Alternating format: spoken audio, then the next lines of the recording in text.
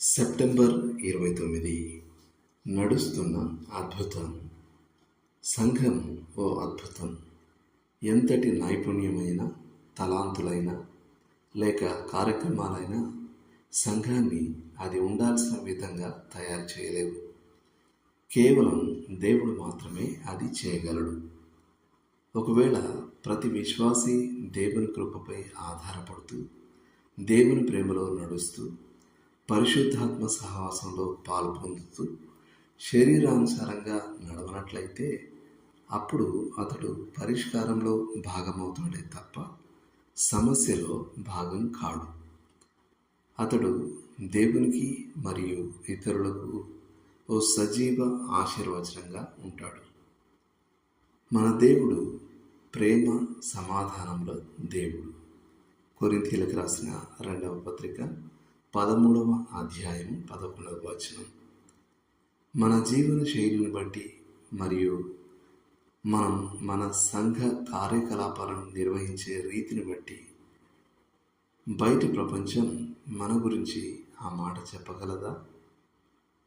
వారు ఒకరినొకరు ఎలాగో ప్రేమించరో చూడుడి అనేది ఆదిమ సంఘాన్ని గురించి నశించిన ఈ ప్రపంచం అన్నమాట.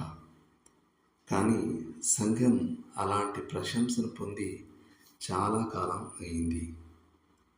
నేటి వచనం, శక్తి చేతనైనను బలం చేతనైనను కాక నా ఆత్మ చేతనే ఇది జరుగునని సైన్యములకు అధిపతియకు యెహోవా సెలవిచ్చెను. జకరియా 4:6. పరిశీలించండి. మత్తయి సువార్త 16వ అధ్యాయం 13 నుండి 18 వరకు, యోహాను సువార్త 3వ అధ్యాయము 5 నుండి 8 వరకు, రోమీయులకు రాసిన పత్రిక 1వ అధ్యాయం 8 నుండి 12 వరకు, కొలసీయులకు రాసిన పత్రిక 1వ అధ్యాయం 25 నుండి 29 వరకు. చేయాల్సిన పని. మీ ద్వారా పరిశుద్ధాత్మ మీ గ్రహింపుకు మించిన కార్యాలు చేయగలడని మీరు నమ్ముతున్నారా? మీకు అర్థం కాని ఓ క్రైస్తవ విశ్వాస సత్యం రాయండి. ఆ సత్యాన్ని యథార్థంగా అవునని నొక్కి చెప్పండి. ఇప్పుడు మీకు అర్థం కాని లేక అర్థం చేసుకోవడం కష్టమైన ఓ వ్యక్తిని తలచుకోండి. ఆ వ్యక్తిని కలుసుకోవడానికి ఎప్పటికంటే భిన్నమైన పద్ధతిలో ప్రయత్నించండి. ఆ వ్యక్తిని మరింత బాగా అర్థం చేసుకోవడానికి, అందువల్ల అతన్ని ప్రేమించడానికి జ్ఞానం కొరకు ప్రార్థించండి.